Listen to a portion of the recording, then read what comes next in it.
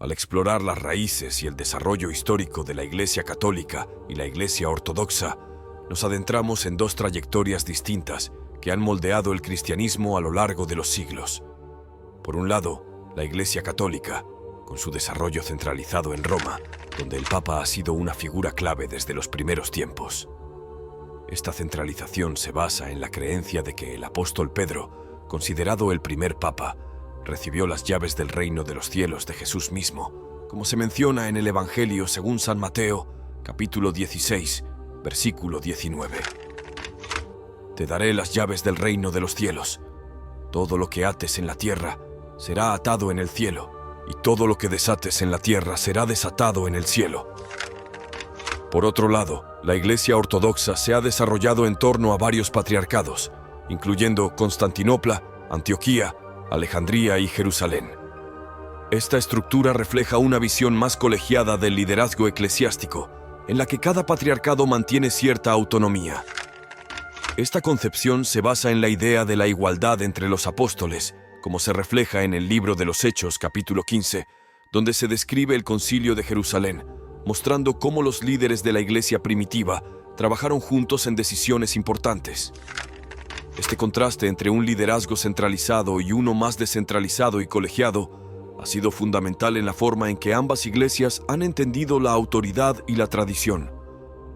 Mientras que en la Iglesia Católica, el Papa ha sido visto como el sucesor de Pedro y, por lo tanto, como la autoridad máxima en cuestiones de fe y moral, la Iglesia Ortodoxa ha enfatizado la importancia de mantener la tradición apostólica a través de un consenso más amplio entre los patriarcas, en línea con el modelo de los primeros concilios ecuménicos, donde los padres de la Iglesia, como San Atanasio y los Capadocios, desempeñaron roles clave. Así, al entender los orígenes y el desarrollo de estas dos ramas del cristianismo, vemos cómo cada una ha interpretado y vivido la herencia de los apóstoles y la enseñanza de Jesucristo, dando forma a sus respectivas identidades y prácticas a lo largo de los siglos. Empecemos por la autoridad eclesiástica. Al adentrarnos en el tema, nos encontramos con dos perspectivas distintas entre la Iglesia Católica y la Iglesia Ortodoxa, cada una arraigada en su interpretación de la historia y la tradición de la Iglesia primitiva. En la Iglesia Católica, la figura del Papa es central. Según la doctrina católica establecida en el Primer Concilio Vaticano en 1870, el Papa no solo tiene autoridad universal sobre la Iglesia, sino que también es infalible en cuestiones de fe y moral. Esta creencia se fundamenta en la interpretación de pasajes como el de San Mateo, capítulo 16, versículo 19, donde Jesús dice a Pedro: «Te daré las llaves del reino de los cielos». Para los católicos, esto establece un linaje directo de autoridad desde Pedro hasta el Papa actual. Sin embargo, desde la perspectiva ortodoxa, esta interpretación del papel de Pedro, y por extensión del Papa, no refleja fielmente la estructura y práctica de la Iglesia primitiva. Los primeros cristianos, como se documenta en los Hechos de los Apóstoles y en las cartas de San Pablo, se reunían de manera ecuménica, tomando decisiones a través de concilios y sin la existencia de un único líder universal. En la Iglesia Ortodoxa se mantiene esta tradición de igualdad y conciliaridad, donde ningún patriarca, incluido el patriarca de Constantinopla, tiene autoridad universal sobre toda la Iglesia. Los padres de la Iglesia, como San Ignacio de Antioquía y San Ireneo de León, hablaron de la importancia de la unidad en la fe y la comunión entre las iglesias locales, pero no mencionaron un liderazgo supremo como el que más tarde se atribuiría al Papa. Además, el concepto de infalibilidad papal es ajeno a la teología y práctica de la Iglesia Ortodoxa, que valora el consenso y el equilibrio entre los líderes eclesiásticos, en lugar de una autoridad centralizada. Por lo tanto, desde una perspectiva ortodoxa, la interpretación más fiel a la práctica de la Iglesia primitiva es la de un liderazgo eclesiástico basado en la igualdad y el consenso. Este enfoque refleja el modelo de los primeros concilios ecuménicos, donde las decisiones se tomaban en conjunto, respetando la diversidad y autonomía de las distintas iglesias, y donde la figura del Papa era vista como una de entre varios líderes importantes, pero no como el único poseedor de autoridad universal o infalibilidad en cuestiones de fe y mora. El gran cisma y la cláusula filioque. Al abordar el cisma de 1054, nos adentramos en uno de los momentos más decisivos en la historia del cristianismo. Este cisma marcó la división formal entre la Iglesia Católica en Occidente y la Iglesia Ortodoxa en Oriente, una división que fue el resultado de siglos de diferencias teológicas y políticas que finalmente alcanzaron un punto crítico. En el corazón de estas diferencias estaba la cuestión de la autoridad eclesiástica y el papel del Papa. Mientras que en Occidente, particularmente en Roma, se desarrolló la idea de que el Papa era el líder supremo de toda la Iglesia cristiana, en Oriente se mantenía la tradición de que el liderazgo de la Iglesia debía ser ejercido de manera colectiva por todos los patriarcas.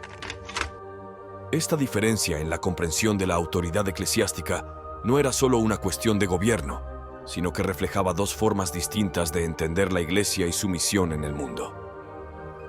Además, las diferencias teológicas se fueron acumulando, siendo una de las más notables la inclusión del filioque en el credo por la Iglesia en Occidente.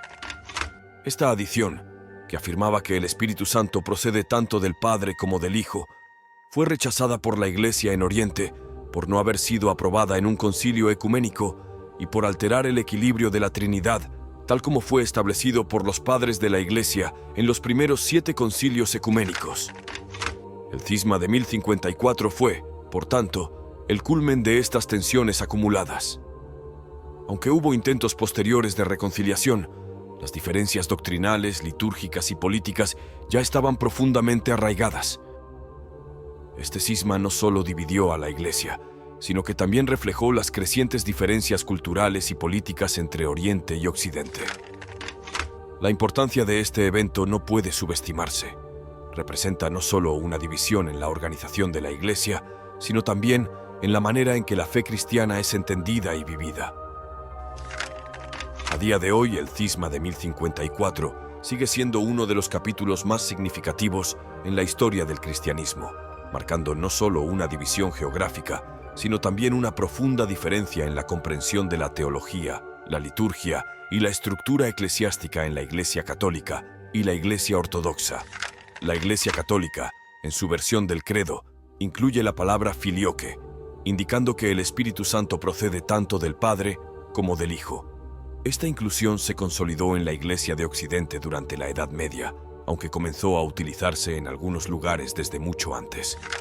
La Iglesia Católica sostiene que esta formulación refleja con precisión la relación dentro de la Trinidad y es coherente con la enseñanza bíblica, como se sugiere en el Evangelio de Juan, capítulo 14, versículo 26, donde Jesús habla de enviar al Consolador, el Espíritu Santo.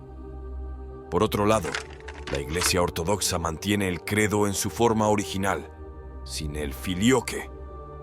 Según la tradición ortodoxa, el Espíritu Santo procede únicamente del Padre, una creencia que consideran fundamentada en la enseñanza de los primeros concilios ecuménicos y en las Escrituras, como se encuentra en el Evangelio de Juan, capítulo 15, versículo 26.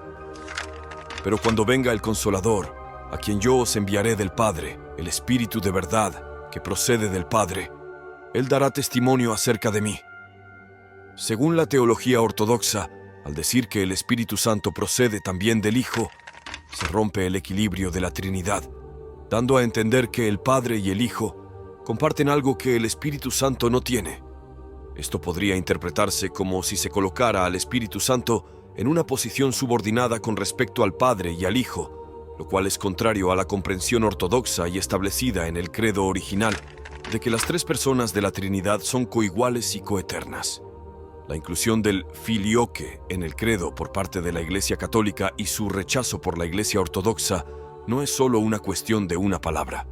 Representa una profunda diferencia en la comprensión de la naturaleza de Dios y la relación entre las personas de la Trinidad. Este desacuerdo teológico fue uno de los factores cruciales que contribuyeron al cisma de 1054 y continúa siendo un punto de discusión teológica importante entre ambas iglesias hasta el día de hoy. La liturgia y las prácticas espirituales. Al sumergirnos en el mundo de la liturgia y las prácticas espirituales, descubrimos cómo la Iglesia Católica y la Iglesia Ortodoxa expresan su fe y adoración de maneras distintas, pero profundamente arraigadas en la tradición cristiana. En la Iglesia Católica, la liturgia se desarrolla principalmente a través del rito latino, aunque existen también varios ritos orientales dentro de la Iglesia. La misa, centrada en la Eucaristía, es el corazón de la práctica espiritual católica. Esta celebración litúrgica se basa en las enseñanzas de Jesús en la Última Cena, como se narra en los Evangelios, por ejemplo, en el Evangelio de Lucas, capítulo 22, versículo 19. Y tomando pan, dio gracias, lo partió y les dio, diciendo: «Este es mi cuerpo que por vosotros es dado. Haced esto en memoria de mí». La misa es vista como un sacrificio, en el cual se presenta nuevamente el sacrificio de Cristo en la cruz. Por otro lado, la Iglesia Ortodoxa practica principalmente la liturgia bizantina, heredada de los primeros siglos del cristianismo y fuertemente influenciada por los padres capadocios como San Basilio y San Gregorio Nacianceno. Estos padres de la Iglesia, con sus profundos escritos teológicos y espirituales, contribuyeron significativamente a la forma en que la liturgia se celebra en la Iglesia Ortodoxa. La liturgia ortodoxa pone un gran énfasis en la mística y el misterio, invitando a los fieles a una experiencia de adoración que trasciende el tiempo y el espacio, uniendo a los creyentes con la eternidad de Dios. La liturgia en la Iglesia Ortodoxa es una inmersión en la belleza sagrada, donde cada canto, cada icono, cada gesto simboliza una realidad espiritual más profunda. Como San Basilio escribió: «El Espíritu Santo ha reunido a la Iglesia y nos ha enseñado a adorar en armonía y orden». La adoración en la Iglesia Ortodoxa es vista no solo como una reunión para el culto, sino como una participación en la vida del reino de Dios. En resumen, mientras que la Iglesia Católica enfatiza la estructura sacramental y el sacrificio eucarístico en su liturgia, la Iglesia Ortodoxa se sumerge en una experiencia litúrgica que enfatiza la mística, el misterio y la participación continua en la vida divina, siguiendo los pasos de los padres de la Iglesia y manteniendo viva la tradición de los primeros cristianos. En el ámbito de la teología y la doctrina, la Iglesia Católica y la Iglesia Ortodoxa presentan enfoques distintos, reflejando sus respectivas comprensiones de la revelación divina y la interpretación de las Escrituras. La Iglesia Católica ha experimentado un desarrollo doctrinal continuo a lo largo de los siglos. Este desarrollo se ha manifestado en la definición de varios conceptos teológicos que no se encuentran explícitamente en las Escrituras, pero que se consideran revelaciones o evoluciones de la comprensión de la fe. Dos ejemplos notables de esto son la Inmaculada Concepción, que declara que María, la Madre de Jesús, fue concebida sin el pecado original, y la doctrina del purgatorio, que es entendida como un estado de purificación para las almas que aún no están listas para entrar en el cielo. Estas doctrinas, especialmente la Inmaculada Concepción, se basan en una interpretación de pasajes bíblicos como Lucas 1, versículos 28 y 35, donde María es llamada llena de gracia y la Madre del Señor. En contraste, la teología de la Iglesia Ortodoxa se basa en los primeros 7 concilios ecuménicos y se caracteriza por su énfasis en la teología apofática y la teosis. La teología apofática, también conocida como teología negativa, es un enfoque que busca describir a Dios en términos de lo que no es, reconociendo los límites del lenguaje humano para describir la divinidad. Esta tradición se refleja en las enseñanzas de padres de la Iglesia como San Juan Crisóstomo y San Atanasio, quienes enfatizaron la inefabilidad y el misterio de Dios. La teosis o divinización es otra piedra angular de la teología ortodoxa, basada en la comprensión de que el propósito de la vida cristiana es la transformación espiritual y la unión con Dios. Esta doctrina se encuentra en las enseñanzas de San Pedro en su segunda carta, capítulo 1, versículo 4, donde habla de ser partícipes de la naturaleza divina. San Atanasio famosamente dijo: «Dios se hizo hombre para que el hombre se hiciera Dios», resumiendo el concepto de teosis. En conclusión, mientras que la Iglesia Católica ha desarrollado su teología a través de nuevas doctrinas y comprensiones a lo largo del tiempo, la Iglesia Ortodoxa se ha centrado en preservar y profundizar las enseñanzas de los primeros siglos del cristianismo, enfatizando el misterio de Dios y la llamada a la transformación espiritual en Cristo. Cristología y el rol de María. Adentrémonos en la comprensión de la Eucaristía y los sacramentos. un aspecto central en la vida de ambas, la Iglesia Católica y la Iglesia Ortodoxa, aunque con enfoques teológicos distintos. En la Iglesia Católica, la doctrina de la transubstanciación, definida en el Cuarto Concilio de Letrán en 1215, juega un papel crucial en la comprensión de la Eucaristía. Según esta doctrina, durante la consagración en la misa, el pan y el vino se transforman sustancialmente en el cuerpo y la sangre de Cristo, aunque sus apariencias externas permanecen inalteradas. Esta idea se basa en interpretaciones de pasajes como el de Lucas, capítulo 22, versículo 19. Esto es mi cuerpo, que por vosotros es dado. La transubstanciación es vista como un milagro que ocurre por la autoridad de Cristo mismo, actuando a través del sacerdote. Por otro lado, la Iglesia Ortodoxa, aunque enfatiza firmemente la presencia real de Cristo en la Eucaristía, no define específicamente cómo ocurre este misterio. En lugar de enfocarse en la explicación filosófica de cómo el pan y el vino se convierten en el cuerpo y la sangre de Cristo, la tradición ortodoxa se inclina más hacia el misterio y la maravilla de la presencia de Cristo en los elementos eucarísticos. Esta comprensión se basa en los padres de la Iglesia como San Ignacio de Antioquía, quien escribió sobre la Eucaristía como la medicina de la inmortalidad. Pasemos ahora al rol de María en ambas tradiciones. En la Iglesia Católica, la doctrina de la Inmaculada Concepción sostiene que María fue concebida sin el pecado original. Esta creencia, que no se encuentra explícitamente en las Escrituras, se desarrolló a lo largo de los siglos y fue proclamada dogma en 1854. Se basa en una interpretación de pasajes como el del Evangelio de Lucas, capítulo 1, versículo 28, donde el ángel Gabriel saluda a María como llena de gracia. En contraste, la Iglesia Ortodoxa venera a María como Theotokos, que significa Madre de Dios, un título confirmado en el Tercer Concilio Ecuménico en Éfeso en el año 431.